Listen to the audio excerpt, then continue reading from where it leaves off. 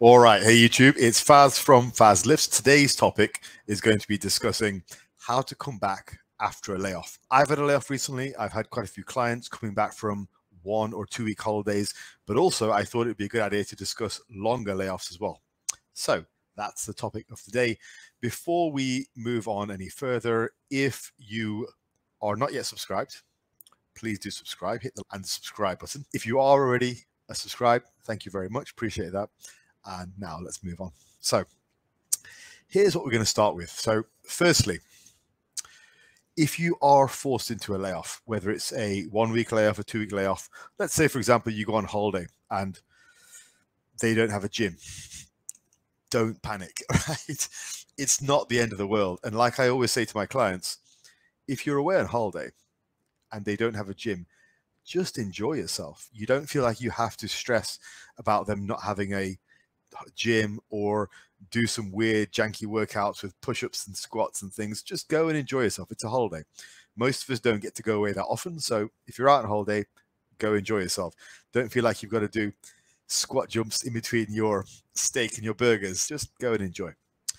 So anyway, the main thing is, look, you're not likely to lose very much. Now, after a week or two, particularly if you've been ill, like I've had a couple of my clients and myself who had food poisoning. Even if you're ill, it might look like you've lost a lot. Even just a 1 or 2 week layoff, if you've just not trained and have just not been eating as much as you normally do, your muscle fullness will go down. So it'll look like you've lost some muscle. And that can freak people out. Oh, Faz, I lost loads of muscle, went away. It's like, you probably didn't. What you will lose, though, is you'll lose some glycogen, okay?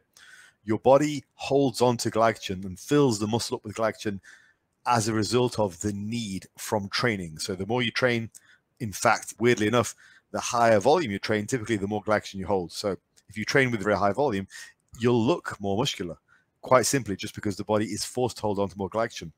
If any of you guys have ever been deep into a cut and you've increased the volume on the same calories, you'll notice you hold more weight on the scale. That's what that is.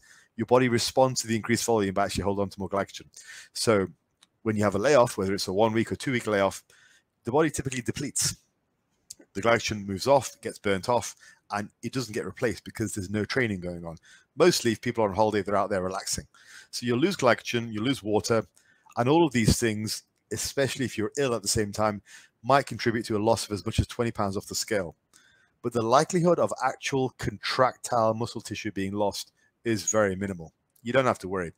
If you've built your muscle mass solidly, naturally, over the course of many years, it's unlikely to go. Now, yeah, this includes time off with illness or without. Now, I'll give you my current example. So I went on holiday, as I mentioned in the last video, and I got food poisoning and a throat infection. I came back from the week, and it was in total about 5 days, because the first couple of days I wasn't ill, then I got more ill. I came back, and the 5 days I was ill, I had lost something like 14 pounds. And even me, like knowing what I know, I thought I had lost a bunch of muscle because I looked like I had. So I came back 14 pounds lighter. I looked like I'd lost everything. It was terrible. Part of that was a massive dehydration due to the illness. Now, when I came back and I actually made it to the gym, probably around 10 days after the initial diagnosis and about 5 days after I was feeling better. So I was ill for about, for a while. So yeah, I came back, I went to the gym, first session. Now, one thing is true, I was very tired.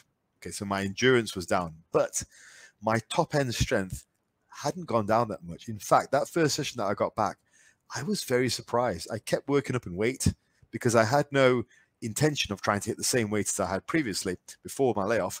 But actually, I did. I just lost a couple of reps on every exercise. That's it. I hadn't lost very much. I had lost, say, if I was doing 16 reps previously, I ended up doing 14. So I'd lost that little, even after a full 10-day layoff and all that weight loss. So the body is incredibly resilient. Now, that should give you some encouragement if you're away for just a week.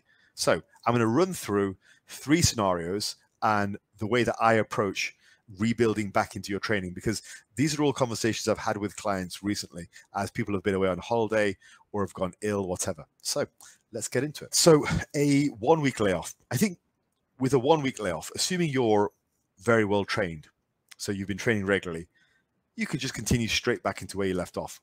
I don't feel a 1 week layoff justifies really any kind of change. Now, that's assuming you're training for hypertrophy. If you're training for strength, that might necessitate being a little bit more cautious, particularly if you're doing single rep work. For my guys who are doing more strength focused routines or have some kind of strength focus, like increasing bench, for example, what I often get them to do is in their lead-in week, when they come back from the week layoff, they just don't do the singles. They do everything else, just not the singles. So it's very similar to a deload week in a sense. Now, apart from that, though, you can pretty much get straight back into it. Now, if during that 1 week layoff, you have some illness, which includes weight loss, like my example. Now, what you need to do is you need to then focus on replenishing that. So replenishing your water, carbing back up, because a lot of that gets lost if you're ill, and just getting some electrolytes in you. So when I got ill, I was replacing loads of electrolytes. I was losing them because I was in a hot country. I was sweating it out as well as being ill. So it was horrible. But yeah, your focus, if that 1 week layoff includes an injury, is to rehydrate, because most of what you'll lose is water and glycogen. So get the carbs in you, get the electrolytes in you, get the water in you. So it all sticks to you. And you can get specific rehydration sachets or drinks from the pharmacist, the chemist. Now, it's also wise to just wait till you have a few training sessions under your belt for your appetite to come back.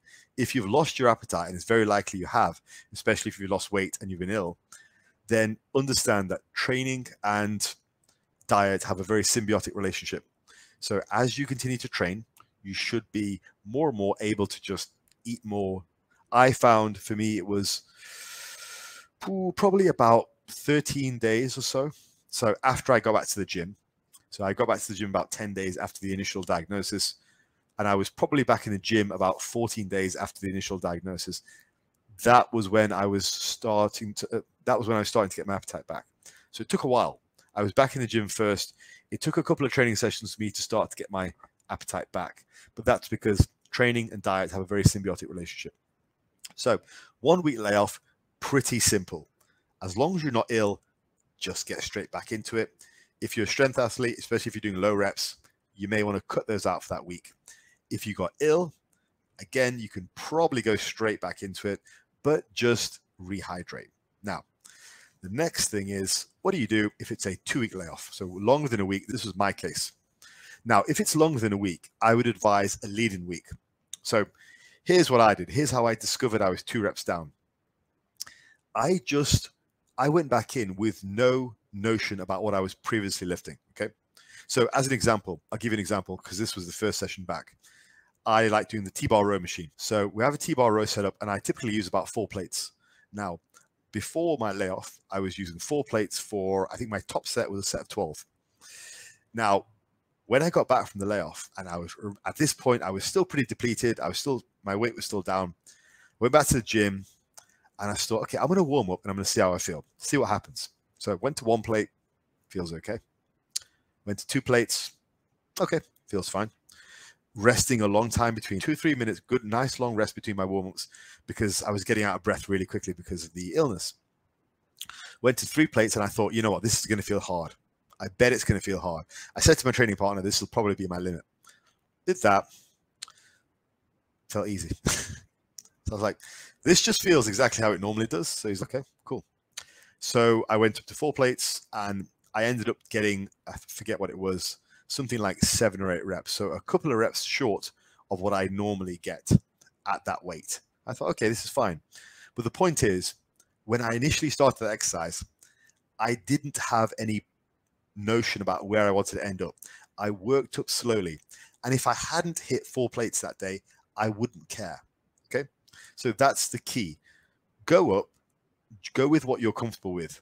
Bearing in mind, my body probably has a slight advantage because I've trained for 22 years. I've trained for longer than I've not trained due to things like epigenetics, which I don't know much about, but there's probably a good reason to believe that my body is quite used to holding this level of muscle. So anyway, don't go in with any preconceived notions at this point about what weight you can hit. Just work up slowly, gently, and if it's not your top weight, that's fine. Just do a comfortable set or 2. And on that day, I cut my volume back by quite a lot because my endurance was down. So I was just getting out of breath. My top strength was okay, but God, my breathing was awful. So I did less work overall. I just made sure to hit some heavy weights. So remove any notion about what you were previously lifting from your head. Basically, check your ego at the door. Work up slowly and feel what's challenging. Especially at this point, if you've had a 2-week layoff, it's doubly important. All the same provisos are in place if you had a 1-week layoff and were ill. You just got to take it slow. So probably the biggest sort of a piece of advice I can give you on this slide is check your ego. Do not go in with any preconceived notion about what you should be lifting. Just work up, see what feels good. You can save yourself a lot of heartache with that. And if you're a strength guy, don't do singles or low reps on that first week back. If you have singles and 3-rep maxes and 5-rep maxes programmed in, don't do those. Just do the back off work. Okay, get the volume in. All right. Next, let's look at layoffs with illness and with weight loss. So this was what happened to me. So I got ill, and it wasn't just a regular 2-week layoff. It was actually a layoff with weight loss. So lead-in weeks at this point are mandatory, whereas on the previous slide, lead-in weeks were suggested. Lead-in weeks now are mandatory. So in this situation, you've been off for a couple of weeks, but you've also been ill, and as a result of that, you've lost a ton of weight. So you must do a lead-in week. I would say they're mandatory. Again, remove any notion about what you were currently lifting, what you were previously lifting. Check your ego, work up slowly, and your main focus should be on carbing up and replacing lost electrolytes in water, essentially hydration. Now, that is absolutely key at this point. You must take a lead-in week. If you're taking 2 weeks off and you weren't ill, you were eating okay, let's say it was a regular holiday, you went for an all-inclusive resort, you ate lots of food, you came back heavier, yeah, just work up to what's comfortable. It might be like I did, you work up to the same weight, it might not. If you have a 2-week layoff with illness and weight loss like I did, you almost certainly won't be lifting the same weight as before. You just have to be sensible there. Okay. Now, yes, admittedly, I did. But again, like I said, I'm an unusual case. I've been training for 22 years. My time on this planet has been, I proportionally lifted more than I have not lifted. So my body's a little bit different at this point. But for most of you guys, that won't be the case. So just ensure you are having those lead-in weeks and don't have any preconceived notion about what weights you should be hitting. All right, so now we go on to longer layoffs. So all of the previous statements apply, okay? However, there are some additions and some warnings. So first of all, completely remove any previous notion about how strong you used to be and rebuild from scratch. You might even want to backtrack your training status. So if you left as an advanced lifter or an intermediate lifter, and if you're being very methodical about this, let's say you have a 6-month layoff, a 3-month layoff, you might actually want to rebuild from scratch. You may want to specifically go onto a beginner style routine where maybe you're training full body 3 times a week, just so you're training everything 3 times a week. And so it can get the stimulus to grow. You can get your appetite back, all that kind of stuff. So that's the first thing to consider. The second thing to consider is excessive soreness and rhabdomyolysis. Now, even if you go too hard on the safer bodybuilding stuff, that can induce rhabdo. This is extremely dangerous. Rhabdo is a serious medical condition. Excessive soreness is, of course, not great, but rhabdo is a serious condition.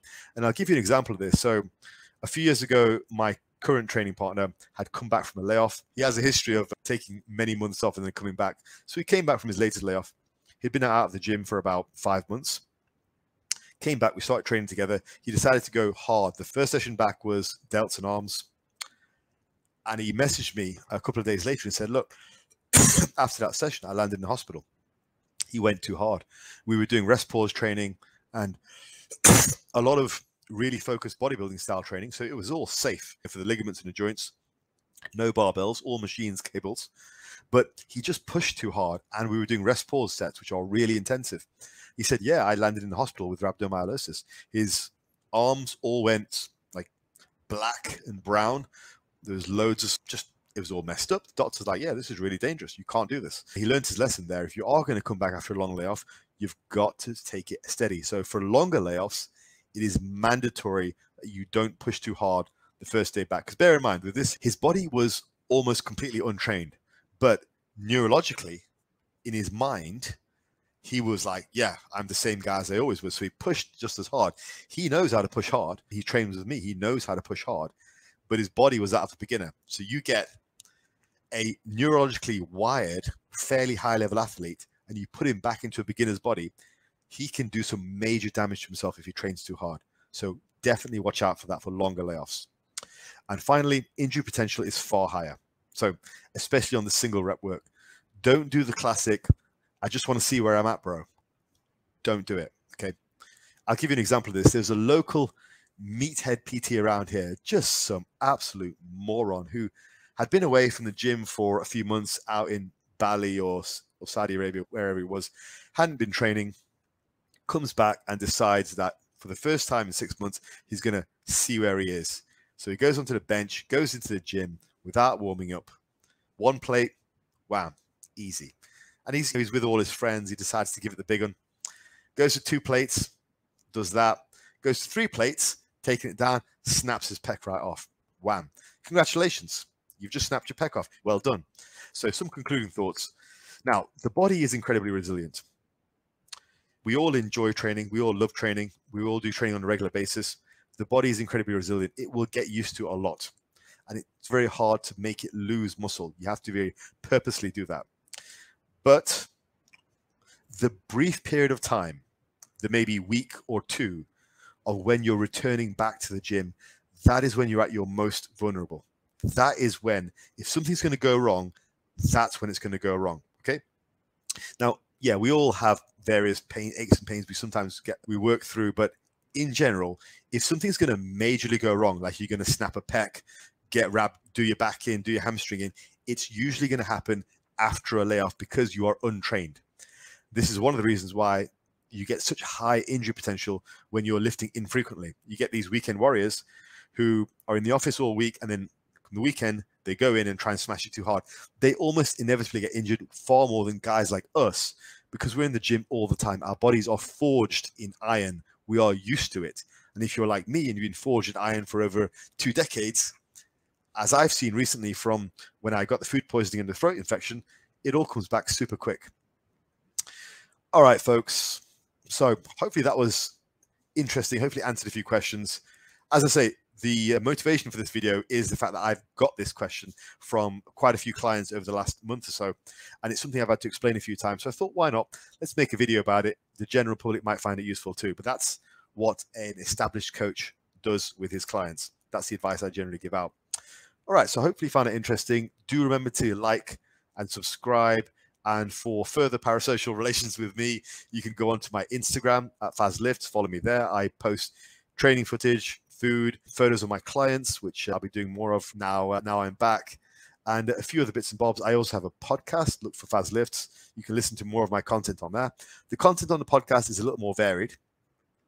A lot of it's training and diet, but then there's a lot of life stuff in there as well. So some of you might find that interesting. I don't know. I also do some interviews, which I'll be starting up again very soon. So I'll call it there. Take care, folks. See you next time.